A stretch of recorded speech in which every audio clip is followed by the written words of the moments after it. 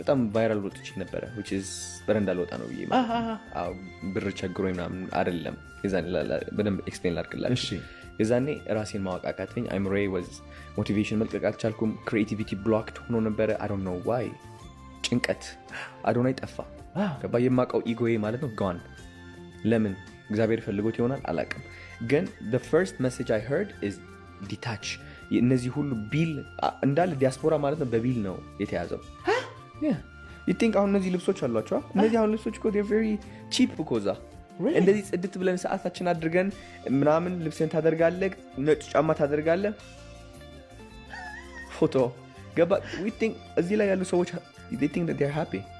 they're not happy ፓስፖርታቸው 10 ዓመት ይዘው ምን ይዤ ልምጣ ብሎ የሚያስቡ ሰዎች አሉ because the way እዚህ ሀበሻ ያሉ ቤተሰቦች ትሪት የሚያደርጓቸው is በቃ ተመችቶታል በዶላር ወደ ብር ካልኩሌት ታደርጋለህ he's making በሰዓት he's making 600 700 ብር በስማሙ መንፈስ ቅዱስ ገባ ግን በዶላር አግኝተው በዶላር ነው የሚከፍሉት እዛ ሀገሩ ላይ ዳ ናቸው በጣም that's why they're struggling ደሃም ሳይሆን ማለት በጣም hard working ናቸው ግን they're stuck ሲስተሙ እንደዛ ነው stuck የሚያደርገው it's working against people especially if you're not እዚህ ላይ aware ካልሆንክ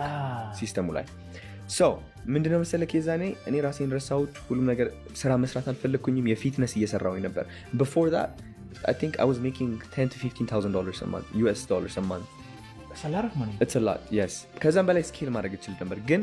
I was doing that for money somehow ገባ ኢጎዬ ትሪክ አደረገኝ and then I wasn't happy then ደስተኛ ለመሆን እያወቅኩትም እያለ ደስተኛ ለመሆን I started spending money ብር ማውጣት luxury restaurants መሄድ ምናምን literally spent everything Airbnb ተከራየሁት በጣም ውድ ነው I thought it was going to make me happy